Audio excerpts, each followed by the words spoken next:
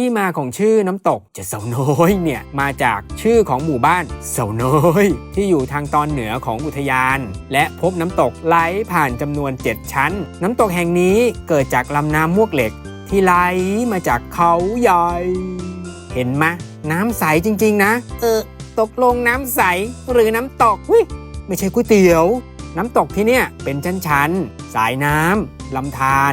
และแก่งขนาดใหญ่ที่สูง 2-5 เมตรอุทยานนี้ก็อยู่ในส่วนของป่าดงพญาเย็น